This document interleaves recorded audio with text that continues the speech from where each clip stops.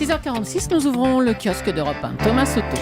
Demain, 31 mai, ce sera la journée mondiale sans tabac, mais vos journaux, Julie, ont pris un petit peu d'avance ce matin. Le tabac qui fait des dégâts inégaux, comme le titre 20 minutes. Ainsi, 2 personnes qui fument la même quantité de tabac de la même marque pendant un laps de temps égal ne vont pas développer un cancer en même temps.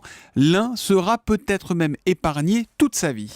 Sur le même sujet, Le Figaro révèle en exclusivité le plan anti-tabac de Marisol Touraine. C'est dans le Figeko. Le plan choc de la ministre de la Santé devrait être présenté d'ici une quinzaine de jours, le 17 juin. Marisol Touraine veut imposer le paquet neutre, une sorte de paquet générique. Ça veut dire que tous les emballages auront la même couleur et les marques qui seront imprimées selon le même modèle défini par un décret ministériel. Police, taille et couleur des caractères seront identiques pour tout le monde.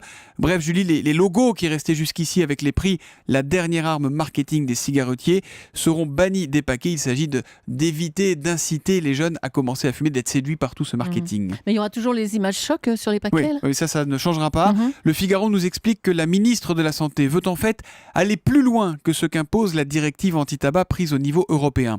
Alors si cette loi était adoptée par les parlementaires, sans doute à l'automne, elle ferait de la France un des pays les plus en pointe dans les mesures anti-tabac. Mais c'est pas tout, Julie.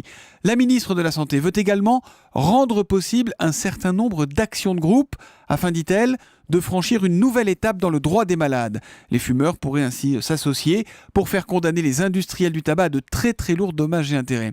Enfin, le projet de loi prévoit en l'état d'interdire le vapotage, la cigarette électronique, selon les mêmes règles que celles des produits du tabac.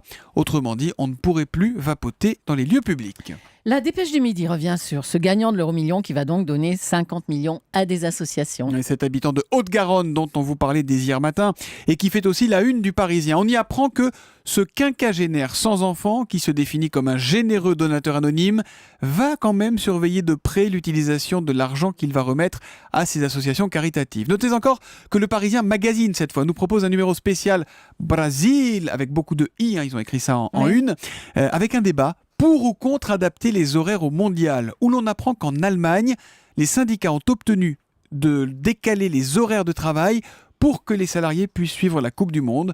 Rappelons que la moitié des matchs de la Coupe du Monde ne débuteront pas avant 22h. Oh, ça va pas nous arranger, ça, on nous les matinaliers. On aura des petits yeux. Europe 1. 6h49.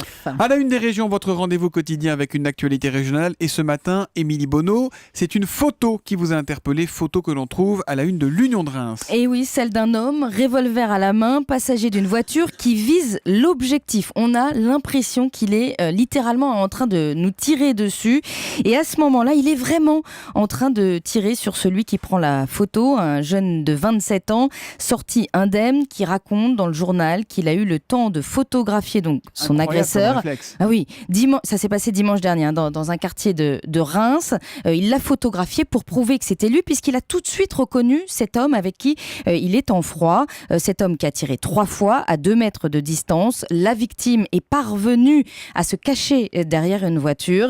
L'agresseur devant le juge a dit qu'il voulait lui faire peur. Il a été condamné à 8 mois avec sursis dans une procédure de plaidé coupable. C'est incroyable de dégainer son téléphone et de prendre une photo quand quelqu'un vous met un revolver réflexe, face à vous. Il y a une autre photo, Émilie, qui vous a beaucoup plu ce matin. Oui, et à vous glamour, aussi d'ailleurs, oui. Avec cette petite moue de dégoût tout à l'heure, je me souviens. Photo d'un piranha dans les pages régions d'aujourd'hui en France, un piranha pêché dans les Vosges. Vraiment affreux. Il est vraiment vilain. Regardez-le sur Europe1.fr, il est vraiment laid. Il est très vilain.